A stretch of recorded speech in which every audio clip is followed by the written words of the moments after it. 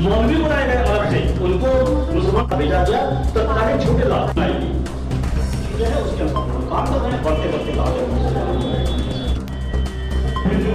संक्षिप्त पहला मुद्दा हिंदू राष्ट्र की स्थापना, किस स्थापना की बात कर रहे हैं इसमें?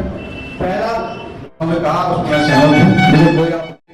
नमस्कार, मैं अर्चना और आप देख रहे हैं हंगामा टाइम्स। हंगामा टाइम्स जिस तरीके से आपको दिखाता है राजधानी में क्या खास हो रहा है, तो आज इस समय हम लोग इंटीग्रल यूनिवर्सिटी अखिल भारत हिंदू महासभा के प्रदेश कैंप कार्यालय में हैं, जहां पे प्रदेश अध्यक्ष ऋषि त्रिवेदी जी ने एक बैठक करी है। सैकड़ों की तादाद में संगठन वाले उपस्थित हुए हैं।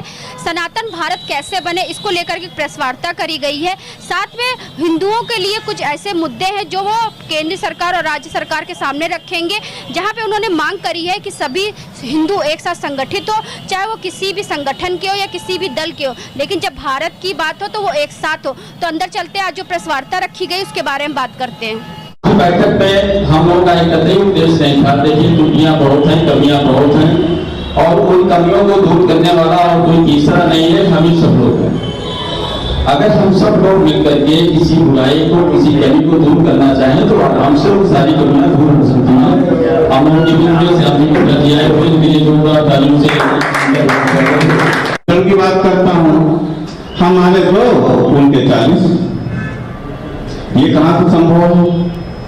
कल को तो हमारी संख्या कम हो जाएगी, हिंदुओं की कम हो जाएगी, तो फिर हिंदुओं से तो सनातन जिसका न कोई आदि है, जिसका कोई अंत है, उसी का नाम है सनातन। एक बार जोरदार तरीके से सनातन भारत को जिंदाबाद लोग बोलते, सनातन भारत जिंदाबाद, सनातन जिंदाबाद, सनातन भारत जिंदाबाद, जिंदाबाद। बहुत बहुत स्वागत। हम प्रदेश अध्यक्ष उच्च स्तर के पदाधिकारियों की बैठक रखी गई। इसके पीछे एक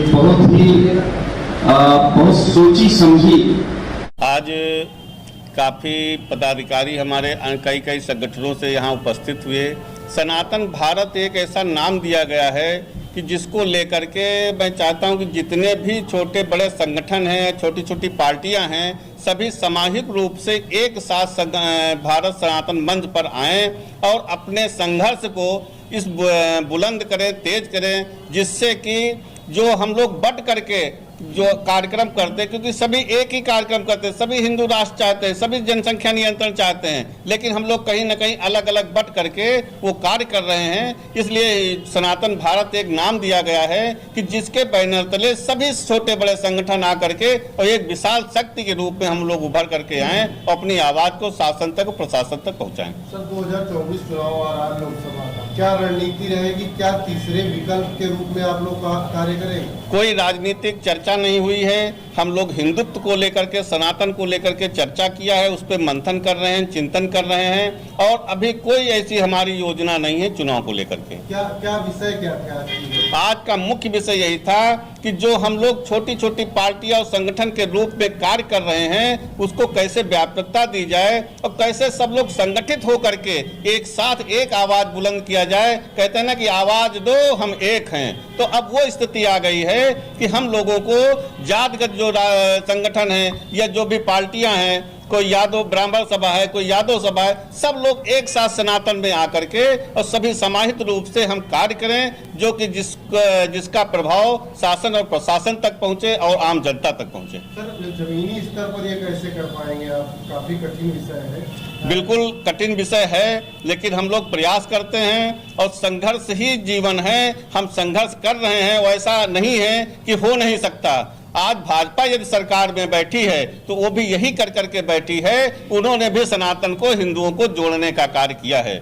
तो ये ऐसा संभव नहीं है कि हम नहीं हो सकता है। सभी संगठनों का मुझे प्रस्ताव आ रहा है, सभी लोग साथ जुड़ने के लिए तैयार हैं। आज बहुत से संगठन यहाँ पर उपस्थित हुए, हमारे उनके विचार एक हुए, मत एक हुआ। तो मुझे नहीं लगता है कि इसमें ऐसा आगे, मैंने अभी बताया है कि 2 अक्टूबर को दूसरी हमारी सभा होने जा रही है, उसमें बहुत से और संगठन आएंगे जो कि उत्तर प्रदेश के विभिन्न जिलों से भी आ रहे हैं। तो अभी हम उत्तर प्रदेश में इसको लागू कर रहे हैं। उत्तर प्रदेश में हम रणनीति बना रहे हैं कि जो भी संगठन हैं जो हिंदूवादी सोच रखते हैं वो किसी भी पार्टी के हों, किसी भी उसके हों, जो हिंदुत्ववादी सोच रखते हैं, जो सनातन की सोच रखते हैं, वो एक प्लेटफार्म पर एक बैनर के तले आकर के अपना कार्य करें। बाकी सबके अपने व्यापारी संगठन है, किसान यूनियन है, सब अपने अपने क्षेत्रों में अपना कार्य करें। लेकिन जब कभी स्थिति ऐसी आ जाए कि नहीं सरकार नहीं सुन रही है, तो हम सब एक होकर के और सरकार के अगेंस्ट खड़े हों। सर, इंडिया गठबंधन जो है कई पार्टियों को गठबंधन बनाया गया, वैसे ही कहीं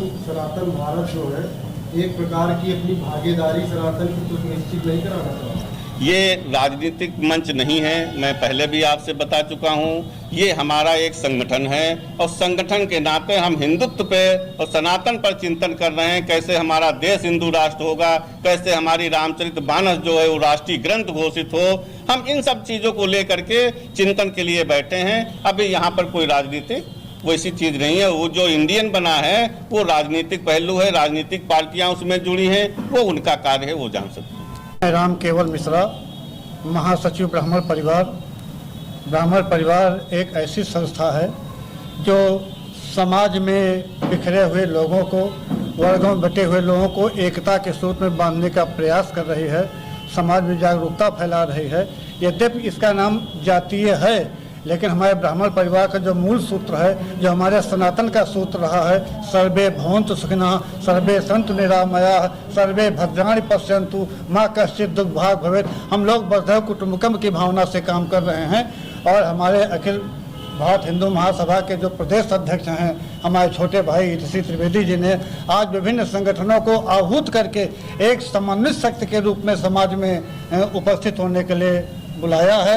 हम सब लोग उनके समर्थन में खड़े हुए हैं। बहुत अच्छी पहल है, एकता के सूत्र में सभी को बांधना और सभी संगठनों को बुलाकर एकता स्थापित करने का प्रयास जो ऋषि त्रिवेदी जी ने किया है वह सराहनीय कार्य है और ऐसे कार्य होते रहने चाहिए।